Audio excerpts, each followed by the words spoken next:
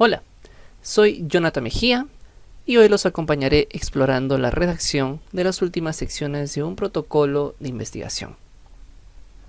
Soy médico cirujano, aquí les presento algunos datos míos, además de mis potenciales conflictos de intereses.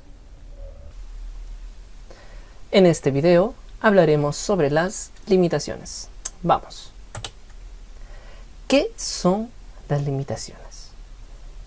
Las limitaciones son debilidades del diseño de una investigación que podrían influenciar en los resultados y, por supuesto, en las conclusiones que se desprenderían a partir de estos resultados.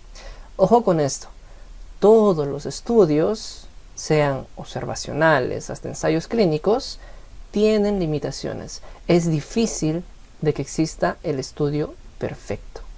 Lo importante, como autores, es saber reconocerlas y, por supuesto, reportarlas de manera honesta. Entonces, nos preguntaremos, ¿cuáles son las más frecuentes? Durante esta clase las clasificaremos según su origen en la selección de participantes, recolección de datos y su diseño. Comencemos con la selección de participantes. Observemos el siguiente estudio. Pequeño y grande para edad gestacional como factor de riesgo para morbilidad y mortalidad neonatal a término en altura. Tenemos a la variable independiente como también a la variable dependiente explícitamente en este título, pero yo deseo que echen ojo a la población. Neonatos a término en altura. Esto nos puede indicar que los resultados obtenidos en este estudio no podrán ser extrapolados pues a neonatos pretérmino que hayan nacido a nivel del mar, debido a que la población de interés de los autores es completamente diferente, como podemos observar aquí. A esto lo llamamos delimitación. La delimitación ocurre cuando incluimos únicamente a participantes de un grupo específico, según género, raza, su etnia, la región, entre otro tipo de característica que podamos seleccionar. Esto va a dificultar la generalización de los resultados, ya que va a estar ligado a la población de interés y objetivo de los autores, que en este ejemplo son los neonatos a término nacidos en altura. Entonces, ¿de qué forma podemos evitarla? Buscando incluir a participantes que sean representativos de la población de interés. Lo cierto es que la delimitación ocurre por una elección intencional del investigador al concebir el estudio en cuanto a la población de interés. En este punto es importante reconocer que los resultados únicamente serán representativos de esta población. ¿Ok? Muy bien. El estudio Tornasol tuvo por objetivo identificar la prevalencia de hipertensión arterial en el Perú. Para ello, realizaron encuestas en la vía pública, distante de los centros hospitalarios u otros centros de salud, según el criterio del investigador de la localidad. Para ello mencionan que los encuestadores no usaron uniformes médicos, tenían la misión de elegir a los participantes aleatoriamente y no ser abordados por ellos. ¿Qué te parece? ¿Consideras que esta forma de muestreo será representativa de la población peruana? Es decir, ¿permitirá que los resultados sean extrapolados a todo el Perú? Pausa el video un minuto y piensa un tanto al respecto. Ok, la respuesta, difícil, muy difícil, debido a que estamos viendo sectores en los que probablemente la prevalencia de hipertensión sea mayor. Y además, esta forma de elegir a los participantes será realmente aleatoria. En este caso, estamos frente a un muestreo no representativo, que usualmente ocurre al usar un muestreo por conveniencia o usar autoselección. Bueno, para evitarlo, se debería realizar un muestreo planificado, que debería de incluir a toda la población y bueno, que idealmente también debería de ser aleatorizado. En este estudio, el tipo de selección de los participantes se acercaría más a un muestreo por conveniencia y sus resultados deberían de ser tomados con cautela. ¿Y qué opinas de esta pregunta científica? ¿Brindará un muestreo representativo de la población tuitera? Nuevamente, difícil, muy difícil, debido a que la pregunta lo más probable es de que haya llegado a los seguidores de Álvaro o alguno que otro que haya visto el retweet. Y más relevante inclusive es que no todos los que han visto la pregunta han participado de ella, sino participaron aquellos que tuvieron mayor afinidad o la predisposición de hacerlo. Aquí nuevamente estamos ante un muestreo no representativo, específicamente ante un caso de autoselección. ¿Qué ocurre cuando en un estudio abierto aquellos que deciden participar se autoseleccionan? Lo ideal es que el investigador se acerque a los participantes, no que los participantes se acerquen al investigador manifestando su decisión de ser parte del estudio. Esto ocurre con las encuestas ofrecidas en redes sociales, en las que los participantes que tengan la sensación de ser más afines al estudio y la predisposición de participar por algún interés en particular, observan la publicidad, observan la publicación y manifiestan su decisión de participar al investigador, autoseleccionándose. ¿Ok? Pasando a la recolección de los datos, tenemos lo siguiente. Observen. Primero, una balanza descalibrada. Segundo, una encuesta de dudosa procedencia. Y tercero, digamos que historias clínicas rellenadas con alguno de los 7 tipos de escritura médica. Ok, en este caso nos encontramos frente a un sesgo de información y medición. Este sesgo ocurre cuando existen errores durante la medición de la exposición, del desenlace y o covariables, que obviamente pueden guiar a obtener datos incorrectos, ¿sí? Este sesgo va a comprender diferentes formas. Comencemos. El sesgo de instrumento. Tal es el caso de historias clínicas mal llenadas, como la caligrafía o que estén incompletas. O también, digamos que realizamos un estudio retrospectivo en el que no hemos tenido control de la calidad del llenado de estas historias clínicas para el estudio. El uso de cuestionarios no validados o también de instrumentos no calibrados, por ejemplo, balanzas no calibradas o tensiómetros no calibrados. El sesgo de memoria, en el que el participante no va a recordar con precisión variables que sucedieron tiempo atrás.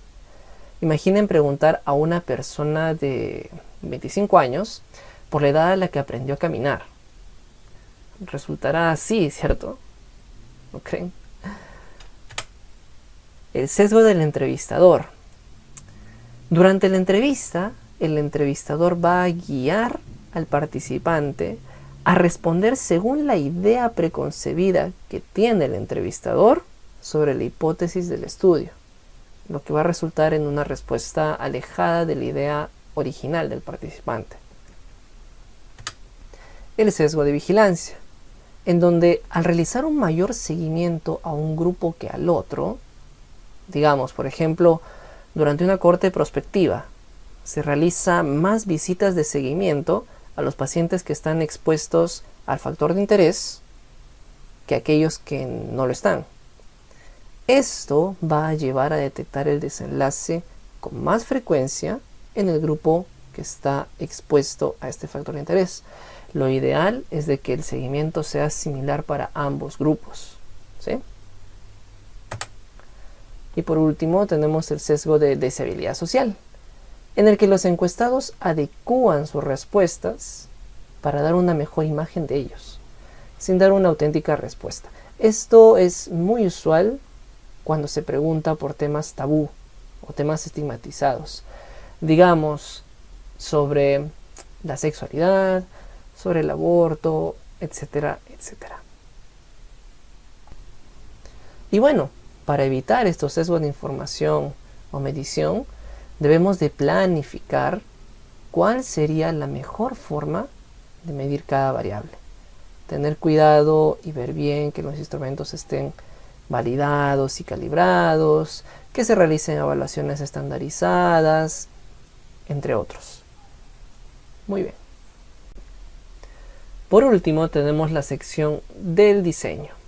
Lo primero a repasar es la causalidad, donde una correlación o asociación no va a implicar necesariamente causalidad. Aquí lo explican con gatitos.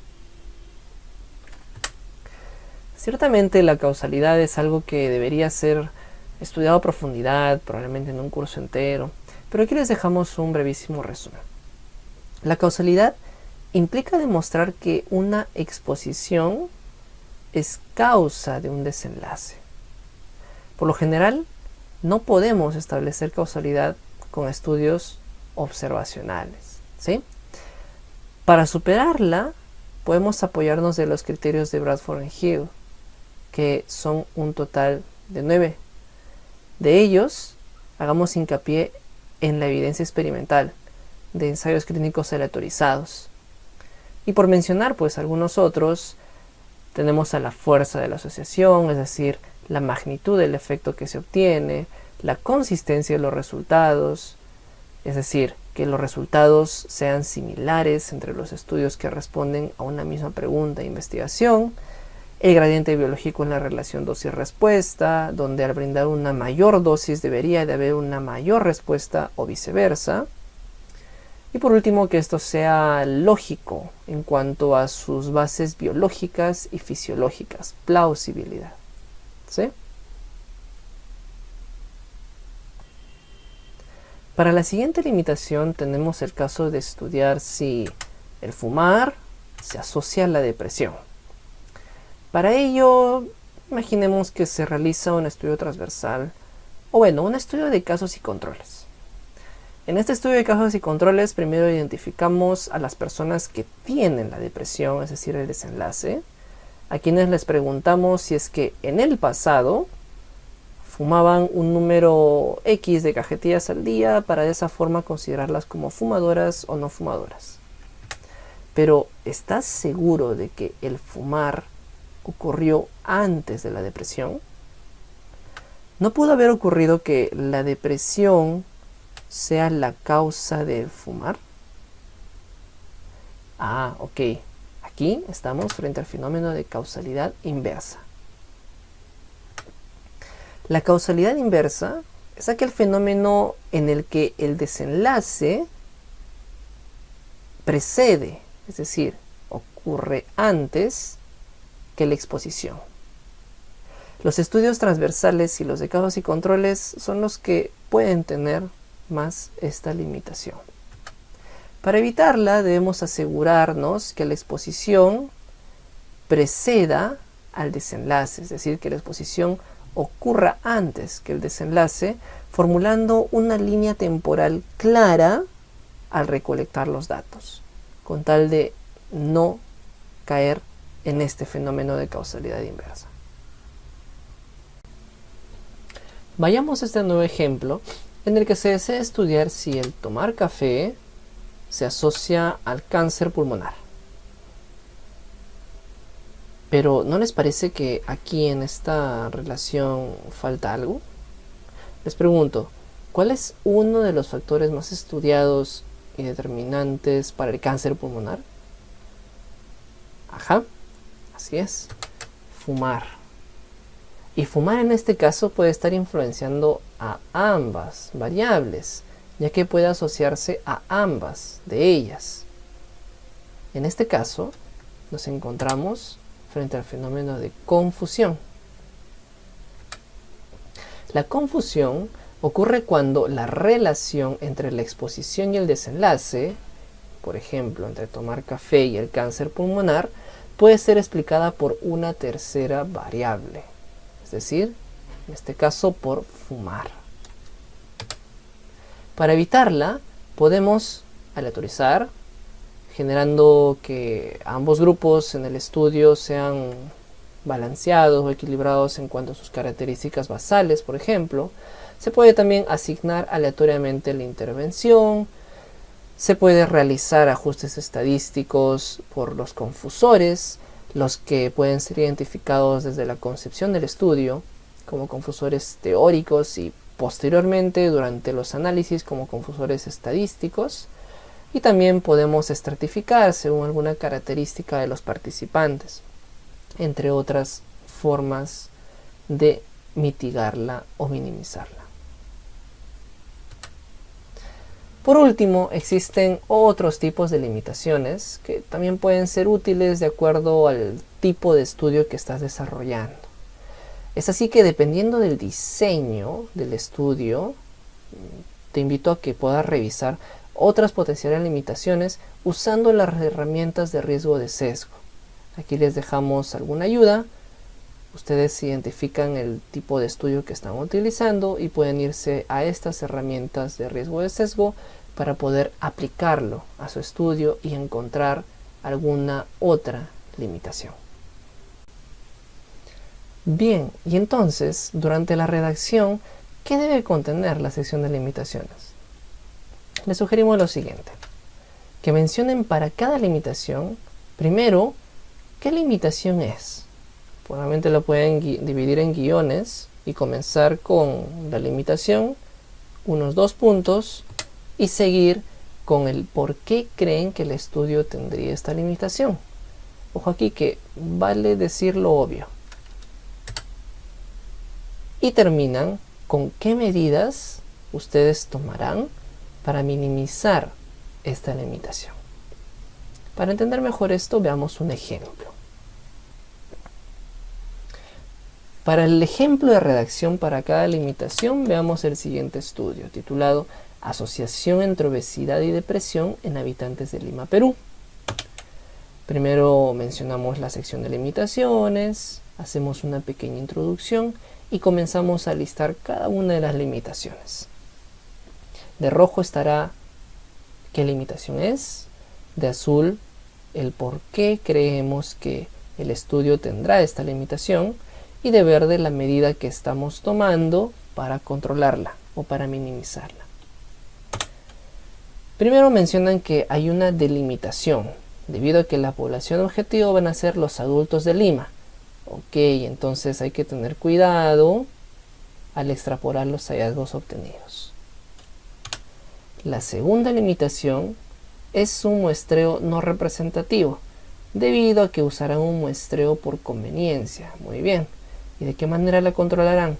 Tratando de garantizar la mayor participación de personas mediante sorteos y otro tipo de incentivos. ¿Ok? Tenemos también el sesgo de autoselección, debido a que aplicarán este estudio de forma abierta por Facebook. Ah, vaya, ok. ¿Y cómo lo controlarán? Tratando de garantizar nuevamente la mayor participación mediante sorteos y otros incentivos. También presentarán un sesgo de instrumento, debido a que las medidas antropométricas, peso y talla, las van a obtener de historias clínicas que ya han sido llenadas anteriormente y que obviamente pueden no haber sido registradas correctamente. Entonces, ¿cómo van a controlarla? Recolectando datos de quienes tengan historias clínicas que sean completas y legibles. ¿Okay? También mencionan que tendrán un sesgo de memoria, debido a que en su cuestionario tienen algunas preguntas sobre los factores de la primera infancia del encuestado. ¿Ok? ¿Y cómo van a controlarlo? Brindando la encuesta en un ambiente tranquilo, con el tiempo necesario para el desarrollo de ella. También mencionan que tienen el sesgo del entrevistador, debido a que los entrevistadores van a ser parte del equipo de autores. Entonces, sí, ellos pueden tener la idea preconcebida de esta asociación, ¿no? Para ello, van a entrenar a los entrevistadores en realizar las preguntas de forma objetiva y de manera estandarizada. También presentarán el sesgo de deseabilidad social, debido a que es probable que haya estigma en cuanto al tema de salud mental. en los participantes. Entonces, ¿cómo lo van a controlar? Mencionan que van a tratar de ganar la confianza de los participantes, garantizando su anonimato, depositando todos los cuestionarios en ánforas. Y casi por terminar, también tenemos a la causalidad. Ok, es porque es un estudio observacional. Vale. Y mencionan pues que este estudio va a representar un antecedente relevante para el desarrollo de futuras investigaciones, ¿no? Claro, porque es difícil controlar o minimizar este tema de la causalidad. También es posible que exista la causalidad inversa, debido a que harán uso de un estudio transversal. Ok, entonces mencionan que es posible que la depresión esté condicionando una mayor obesidad. ¿Cómo van a controlarlo? Dicen que la depresión se evaluará para las últimas 2 semanas. Claro, una persona es difícil que se vuelva obesa en 2 semanas, ¿no? Mientras que la obesidad probablemente se haya establecido antes. Y por último, el tema de confusión. ¿Por qué? Debido a que no les va a ser factible evaluar ciertos confusores, como el estado psicoafectivo de los padres. Probablemente hicieron una búsqueda de todos los confusores y encontraron que esto es algo importante, ¿no? Sin embargo, al redactar el protocolo, incluyeron a la mayor parte de los confusores teóricos y también especifican que realizarán un análisis ajustado. Muy bien, hasta aquí llegamos con el ejemplo de la redacción para cada limitación.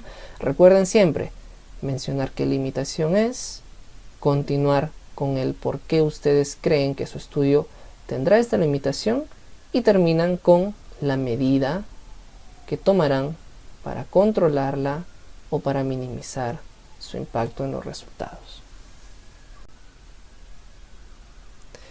Muy bien, un último esfuerzo para los consejos de Vito para la redacción para las limitaciones. Primero, redactarla siempre en futuro, debido a que es un protocolo, es algo que tú realizarás en el futuro, ¿sí? Y segundo, honestidad. No te guardes nada de nada, ya que, hazle caso a Yugoku, una limitación no invalida un estudio. Las investigaciones pueden ser más aceptadas para publicarse cuando reconocen sus limitaciones, ¿sí? Recuerda siempre este consejo. Listo, hasta aquí limitaciones.